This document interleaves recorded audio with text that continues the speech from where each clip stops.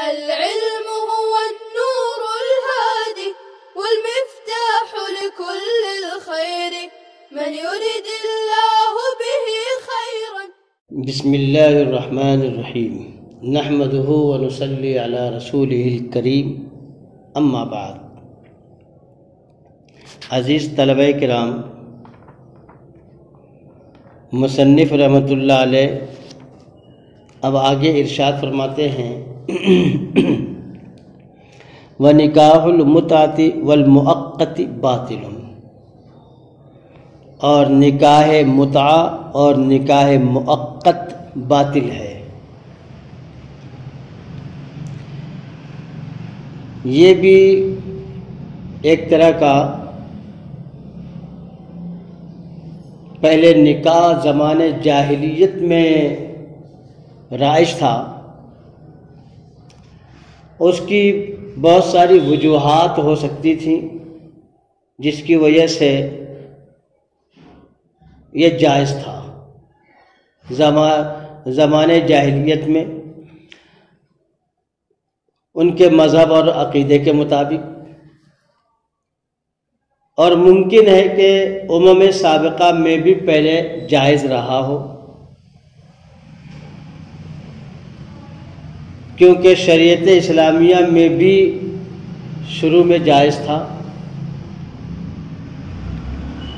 بعد میں حرام کر دیا گیا. یہ بھی ایک طرح کا نکاح ہے، اور غالباً اس لیے بھی اجازت رہی ہوگی کہ زمانے قدیم کے اسفار جو ہے تو بڑے طویل ہوا کرتے تھے. اب تو دنیا سمٹ گئی ہے، دور دراز کا سفر، ہفتوں اور مہینوں کا سفر گھنٹوں میں طے ہو جاتا ہے، اور پہلے تو ایسا نہیں تھا. اس لیے مرد حضرات اپنے دوران سفر اپنے اہل و عیال سے، بیوی سے دور رہا کرتے تھے، اور انسانی تقاضا ہوتا ہے، اسی تقاضے کے پیش نظر نکاح متعہ و مؤقت پہلے رائج و جائز تھا کہ جہاں ٹھہرا وہاں اگر جو ہے تو خواہش ہوئی مباشرت کرنے کی، مجامعات کرنے کی، تو متعہ یا نکاح مؤقت کر لیا کرتے تھے. لیکن اب اس کی اجازت نہیں ہے، کیونکہ یہ شریعت آخری شریعت ہے، اور اس کے احکام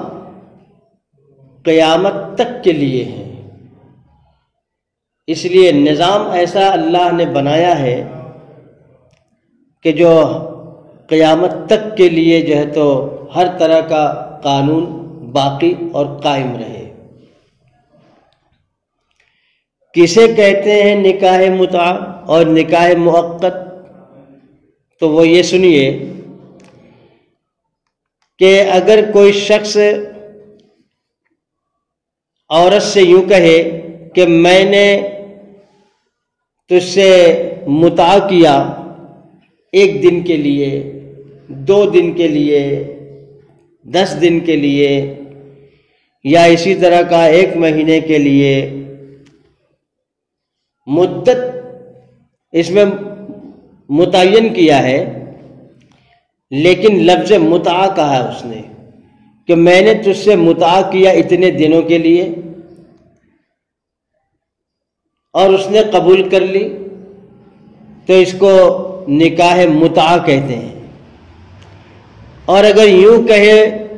کہ میں نے تجھ سے 1 مہینے کے لیے نکاح کیا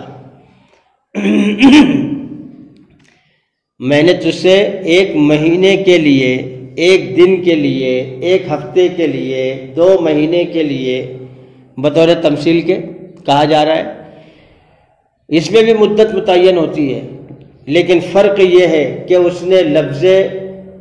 متعہ کے بجائے اس نے لفظ نکاح استعمال کیا، تو اسے نکاح مؤقت کہیں گے. اسی لیے نہایہ اور معراج الدرایا وغیرہ میں یہی کہا گیا ہے کہ ان دونوں کے درمیان فرق یہ ہے کہ نکاح مؤقت میں مرد جو ہے تو لفظ نکحت کہتا ہے یا تزوجت کہتا ہے، اور متعہ میں اتمتع یا استمتع کہتا ہے۔ تو فرق یہ ہوا کہ اگر لفظ نکاح کہتا ہے تو اسے نکاح مؤقت کہیں گے، اور اگر لفظ تمتع کہتا ہے تو اسے، یا لفظ متعہ کہتا ہے تو اسے جو ہے تو نکاح متعہ کہیں گے۔ ویسے اور بھی فرق بیان کیا گیا ہے، جیسے صاحب عنایہ نے یہ بیان کیا ہے کہ نکاح مؤقت جو ہے تو گواہوں کی موجودگی میں ہوتا ہے، اور مدت اس میں متعین ہوتی ہے، اور متعہ میں یہ بات ضروری نہیں ہے، یعنی نہ تو گواہ ہوتے ہیں، نہ گواہ ضروری ہے، اور نہ ہی مدت متعین کرنا ضروری ہے۔ اسی طرح بعض نے یہ کہا ہے کہ نکاح متعہ میں مہر کی ایک مقدار متعین کرنا لازم ہوتی ہے، اور مؤقت میں لازم نہیں ہوتی۔ بہرحال اس سلسلے میں کہ نکاح متعہ اور نکاح مؤقت کیا یہ دونوں الگ الگ ہیں یا ایک ہی ہیں، تو اس کے بارے میں یہ کہا گیا کہ صاحب فتح القدیر نے یہ کہا ہے کہ نکاح مؤقت یہ متعہ ہی کا ایک فرد ہے، چاہے مؤقت کہو یا متعہ، وہ متعہ ہی ہے، صرف لفظ کا استعمال میں لفظ کے فرق سے نام کا فرق ہو جا رہا ہے، ورنہ مقصد ایک ہی ہے۔ بہرکیف متعہ اور مؤقت ائمہ اربعہ کے نزدیک باتفاق ائمہ اربعہ باطل ہے، کیونکہ نکاح متعہ اگرچہ ایام خیبر اور ایام فتح مکہ میں مباح تھا، لیکن فتح مکہ کے بعد قیامت تک متعہ اور مؤقت کو حرام کر دیا گیا۔ چہ جائے کہ حضرت ابن عباس رضی اللہ عنہ شروع میں جواز متعہ کے قائل تھے، مگر بعد میں انہوں نے اپنے قول سے رجوع کر لیا تھا، اور اس کی صراحت بھی جامع ترمذی وغیرہ میں موجود ہے۔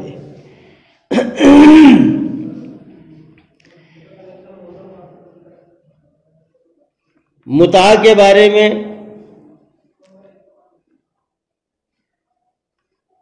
امام شافعی رحمۃ اللہ علیہ فرماتے ہیں کہ میں نہیں جانتا کہ اللہ نے کسی شے کو حلال کر کے حرام کیا ہو اور پھر حلال کر کے حرام کیا ہو بجز متعہ کے۔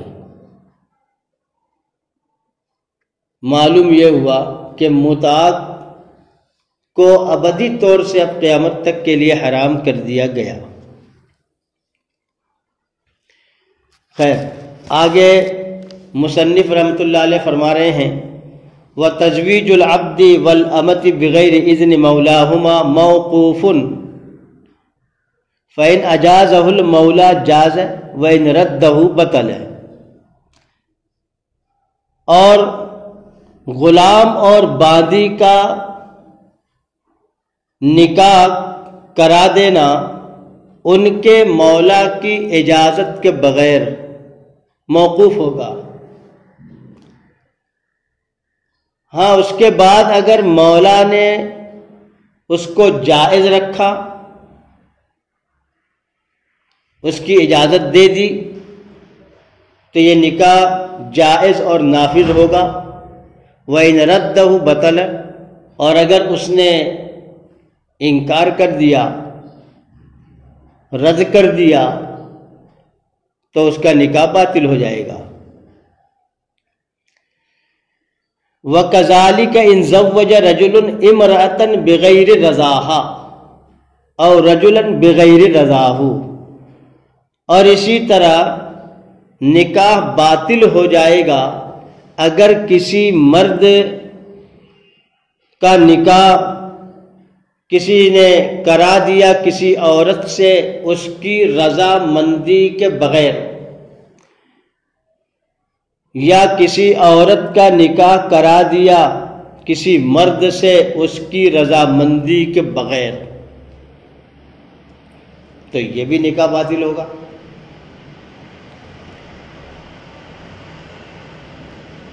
عزیز طلبہ کرام، مصنف نے یہ کہا ہے کہ دیکھو، وَتَزْوِيجُ الْعَبْدِ وَالْأَمَةِ بِغَيْرِ إِذْنِ مَوْلَاهُمَا مَوْقُوفٌ، غلام اور باندی کا نکاح اگر کسی فضولی نے کرا دیا ان کے مولا کی اجازت کے بغیر، تو یہ نکاح موقوف رہے گا مولا کی اجازت پر۔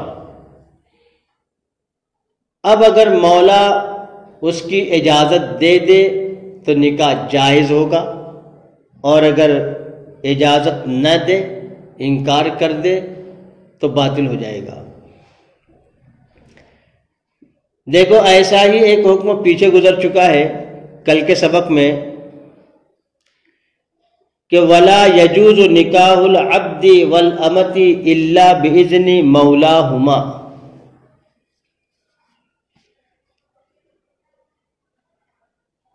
یعنی کسی غلام اور باندی کا نکاح کر لینا جائز نہیں ہے ان کے مولا کی اجازت کے بغیر۔ اس مسئلے میں اور اس مسئلے میں فرق ہے، تکرار نہیں ہے، کیونکہ کل کے سبق کی یہ عبارت جو تھی وَلَا يَجُوزُ نِكَاحُ الْعَبْدِ وَالْأَمَةِ إِلَّا بِإِذْنِ مَوْلَاهُمَا، اس میں جو ہے تو خود غلام اور باندی کو مباشر بیان کیا گیا ہے، مباشر نکاح، یعنی انہوں نے خود اپنا نکاح اپنے مولا کی اجازت کے بغیر کر لیا، تو اس صورت میں بھی ان کا نکاح بھی نافذ نہیں ہوگا بلکہ موقوف رہے گا، کل بتایا گیا تھا۔ اور آج کے اس سبق میں کہا گیا تزویج العبد والامۃ، یہ باب تفعیل سے ہے، تزویج باب تفعیل سے ہے، زوج یزوج تزویج، ایک ہے تزوج یتزوج التزوج باب تفاعل سے، اور ایک ہے باب تفعیل سے۔ باب تفاعل سے اگر کہا جائے تو اس کا جو تو فاعل وہ خود ہوتا ہے اس کام کا کرنے والا، اور یہ لازم ہے،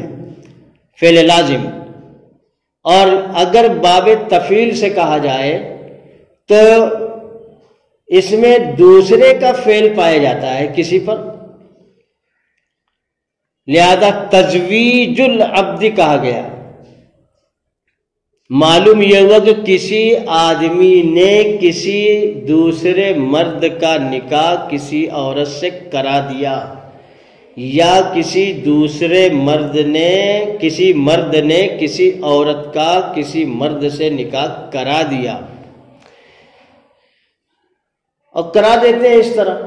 ایک دوسرے کا نکاح کراتے ہیں، لیکن جو ہے تو اولیاء کی اجازت سے کراتے ہیں۔ اگر ولی کی اجازت سے نکاح کرایا گیا تو وہ نکاح کرانے والا فضولی نہیں کہلائے گا بلکہ وکیل بنے گا وہ۔ اور اگر جو ہے تو ولی کی اجازت ہی نہیں ملی اور کسی نے سوچا کہ چلو وہ دونوں بے نکاح ہیں، میں ان کا نکاح کرا دیتا ہوں، تو ایسے شخص کو فضولی کہتے ہیں۔ تو معلوم یہ ہوا کہ فضولی ایسے شخص کو کہتے ہیں جو کسی کا کام تو کرے لیکن اس کی حکم اور اجازت کے بغیر اپنی ہی مرضی سے کر دے، تو ایسے شخص کو فضولی کہتے ہیں، کیونکہ یہ فاضل کام ہے، اور فاضل کام غیر لازم کام کو کہتے ہیں، اسی لیے غیر لازم کام کرنے والے کو فضولی کہا جائے گا۔ تو بہرحال اگر کسی فضولی نے کسی مرد کا کسی عورت سے یا کسی عورت کا کسی مرد سے نکاح کرا دیا تو وہ نکاح نافذ ہوگا یا نہیں وہ ایک الگ چیز ہے۔ یہاں پر جو ہے تو کہا گیا غلام اور باندی کا نکاح کرایا، غلام اور باندی کا نکاح اگر کرا دیا کسی نے تو ان کا نکاح نافذ نہیں ہوگا۔ ہاں آزاد کا نکاح کرا دے تو نکاح نافذ ہو جائے گا، کیوں؟ اس لیے کہ اس میں ایجاب و قبول کرنا یہ فضولی کا کام نہیں ہے بلکہ ناکح کا کام ہے، لہذا خود اپنے جبکہ وہ بالغ ہوں، دونوں بالغ ہوں، عاقل ہوں، آزاد ہوں، تو ان دونوں کا اس طریقے سے نکاح کرایا ہوا نافذ ہوگا۔ لیکن غلام اور باندی یہ تو محجور علیہ ہیں، اس لیے ان کا نکاح اگر کسی فضولی نے کرا دیا، انہوں نے ایجاب و قبول کر لیا، تو بھی ان کا نکاح بھی نافذ نہیں ہوگا بلکہ مولا کی اجازت پر موقوف ہوگا۔ اگر وہ اجازت دے دے تو نافذ ہوگا اور اگر رد کر دے تو باطل ہوگا۔ اسی طرح آگے کا بھی ایک مسئلہ ہے کہ وَكَذَلِكَ إِن زَوَّجَ رَجُلٌ امْرَأَةً بِغَيْرِ رَضَاهُ اور رَجُلًا بِغَيْرِ رَضَاهُ، جو ابھی کہا گیا تھا کہ کسی فضولی نے کسی آزاد آدمی کا نکاح کرا دیا کسی عورت سے، یا کسی عورت کا نکاح کرا دیا کسی مرد سے، جبکہ یہ دونوں حضرات مرد عورت آزاد بھی ہوں، عاقل بھی ہوں، بالغ بھی ہوں، تو ان کا نکاح نافذ ہوگا یا نہیں؟ تو ان کا نکاح ان کے اولیاء کی اجازت کے بغیر کیا گیا ہے اور یہ دونوں راضی ہیں تو ان کا نکاح نافذ ہو جائے گا، اور اگر یہ دونوں راضی نہیں ہیں، ایک راضی ہے دوسرا راضی نہیں ہے، تو اب اس صورت میں نکاح موقوف ہوگا جب تک کہ دوسرا راضی نہ ہو جائے۔ ہاں جب دوسرا راضی ہو جائے تب ان کا نکاح نافذ ہو جائے گا، اور اگر وہ انکار کر دے تو نکاح باطل ہو جائے گا۔ آگے مصنف علیہ الرحمہ کہتے ہیں وَيَجُوزُ لِابْنِ الْعَمِّ أَن يُزَوِّجَ بِنْتَ عَمِّهِ مِن نَفْسِهِ، اور جائز ہے ابن العم کے لیے اپنی بنت عم سے نکاح کرنا بذات خود، یعنی جائز ہے چچا کے بیٹے کے لیے اپنے چچا کی بیٹی سے نکاح کرنا خود، تو یہ نکاح نافذ ہوگا، جس کو ہم اپنی زبان میں کہتے ہیں چچیرے بھائی بہن، کہ جیسے دو مرد ہیں اور ان میں سے ایک کا لڑکا دوسرے کی لڑکی ہے، وہ دونوں مرد آپس میں بھائی بھائی ہیں، تو ان کی اولاد کا آپس میں نکاح کرا دیا جائے تو ان کا نکاح نافذ ہوگا اور جائز ہوگا۔ آگے کہا وَإِذَا أَذِنَتِ الْمَرْأَةُ لِلرَّجُلِ أَن يُزَوِّجَهَا مِن نَفْسِهِ، اور جب عورت نے اجازت دے دی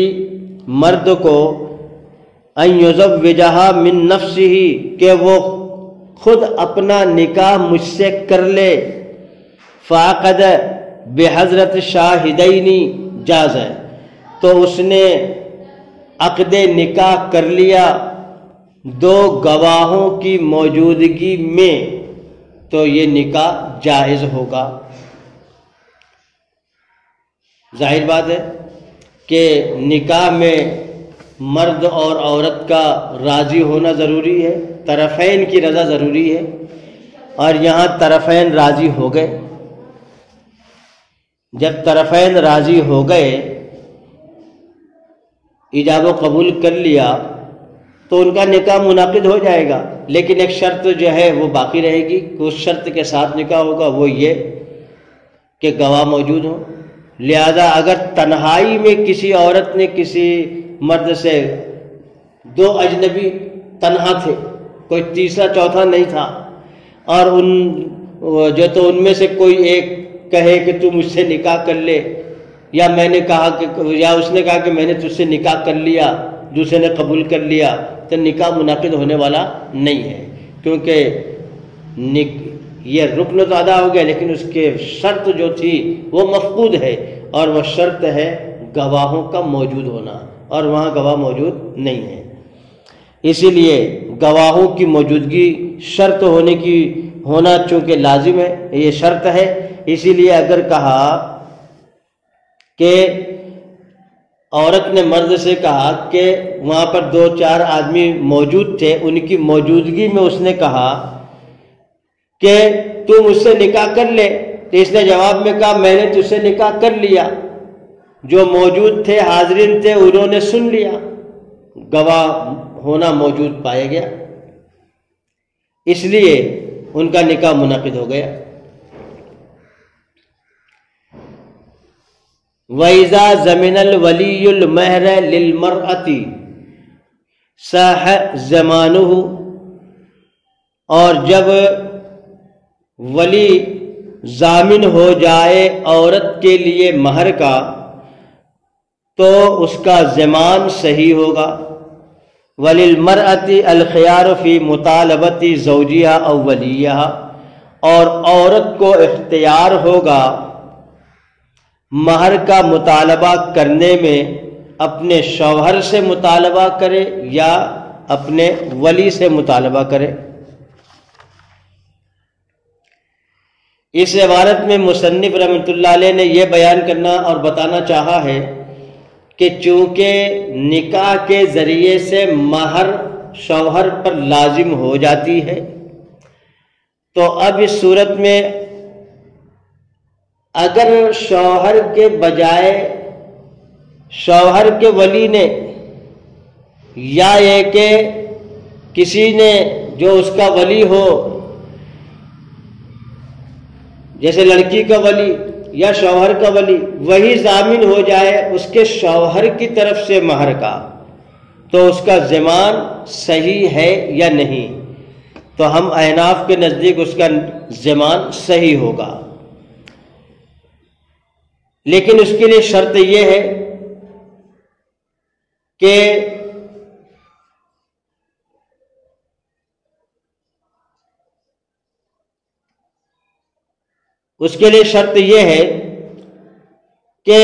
ولی جس ولی نے یا جس نے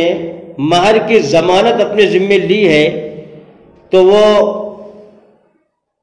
مرض موت میں نہ ہو، حالت صحت میں ہو، تو اس کا زمان صحیح ہوگا۔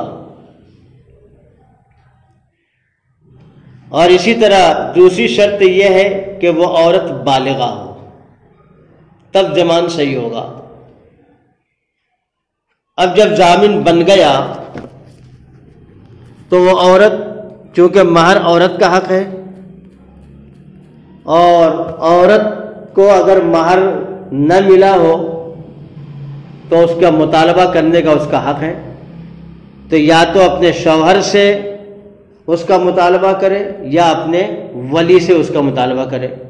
ہاں اگر شوہر نابالغ ہے تو ولی سے ہی مطالبہ کرے گی۔ السلام علیکم، لا تنسوا الاعجاب بالفيديو والاشتراك في القناة تشجيعا لنا لنستمر بنشر المزيد ان شاء الله۔